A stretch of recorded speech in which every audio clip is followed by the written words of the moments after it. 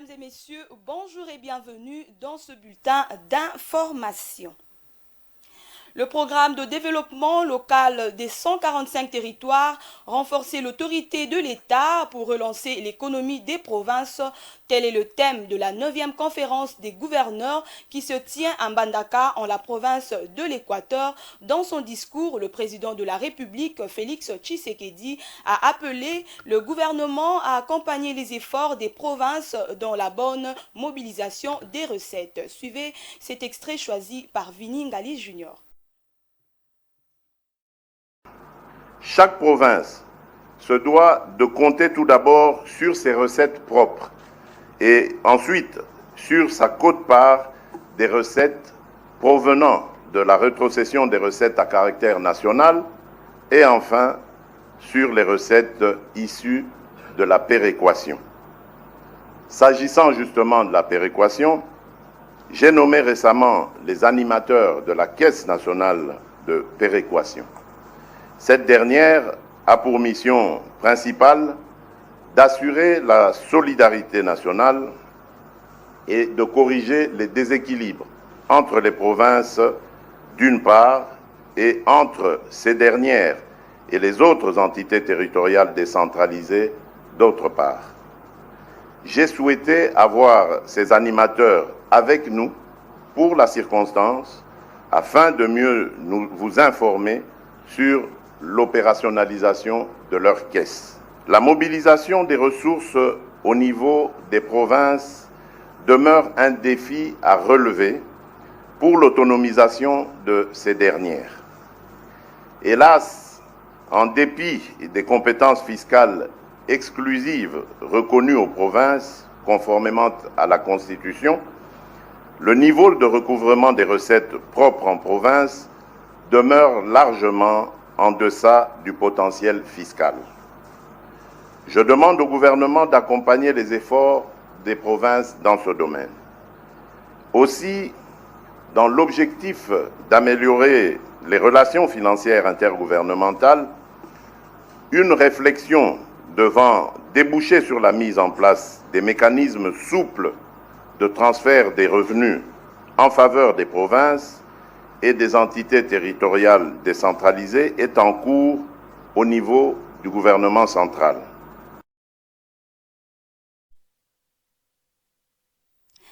Accident de circulation à Matadi ce vendredi 23 décembre 2022 dans la matinée au niveau du pont Maréchal dans la province du Congo central. Un camion remorque en excès de vitesse a fini sa course non loin du pont, écrasant 3 véhicules sur son passage. Jusque-là, le bilan n'est pas encore connu. Suivez les images.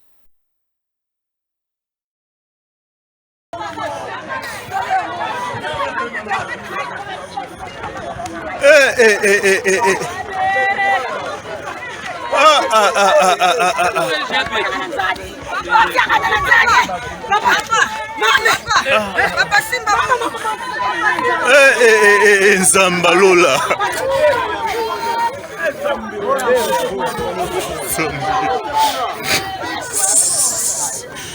Nzambe vraiment terrible.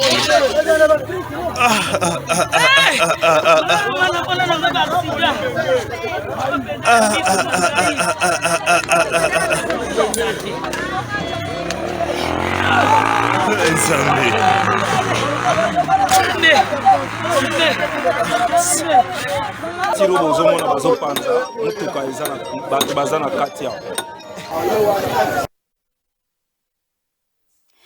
Les préparatifs de l'opération d'identification et d'enrôlement des électeurs se déroulent normalement à Kinshasa, comme a affirmé la secrétaire exécutive provinciale de la Commission électorale nationale indépendante, CENI, au cours d'une interview lui accordée à Radio Okapi. Suivez les images.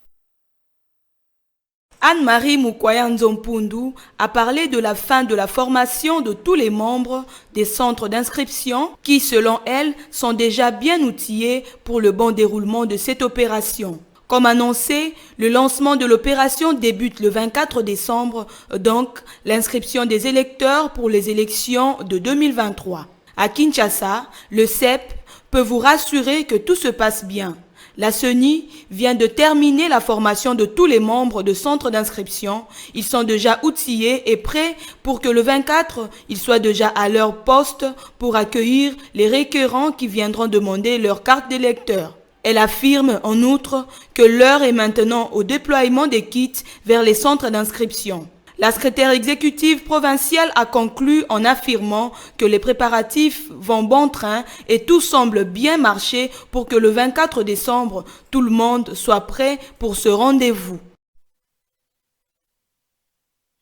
Et enfin, le congrès du parti Ensemble pour la République s'est clôturé hier jeudi 22 décembre dans la ville de Lubumbashi, en la province du Haut-Katanga. Désigné candidat pour l'élection présidentielle de décembre 2023, Moïse Katumbi a pris acte de cette ambition qu'il place sous la volonté de relever plusieurs défis dans la pauvreté. Écoutez un extrait de son propos lors de son mot de circonstance. En patriote, il y a 2 ans, répondant à l'appel au secours du président de la République, sans hésiter, nous avons accepté de lui prêter main forte pour sauver la nation en danger. Sur base d'un cahier des charges, nous avons pris toute notre part dans la mise en œuvre de l'Union sacrée pour la nation. C'est ainsi que des personnalités ici de notre plateforme ont été désignés pour participer au gouvernement. 2 ans après, force est de constater que les résultats ne sont pas au rendez-vous. Le cahier des charges que nous avions déposé pour guider notre engagement mutuel n'a pas été respecté par nos partenaires. Ma deuxième grande préoccupation, c'est la pauvreté. Toutes mes forces, toutes nos intelligences, toutes nos ressources, nous devons les mobiliser pour chasser la pauvreté de notre pays. Je n'ai pas besoin de vous parler de pauvreté. Nous le vivons chaque jour. Prenons conscience. Elle est dans la maman, bloquée dans une maternité, faute d'avoir payé ses frais d'accouchement. Elle est dans l'enfant, chassé de l'école, faute de moyens. Elle est dans le désarroi de notre jeunesse qui, malgré tous les sacrifices pour obtenir un diplôme, se retrouve sans emploi. Elle est dans la confiscation de la toute petite épargne qui rame et extorque même aux plus démunis d'entre nous. Et voilà, c'est la fin de ce bulletin d'information, mesdames et messieurs. Merci de l'avoir suivi. Joyeux Noël chez vous.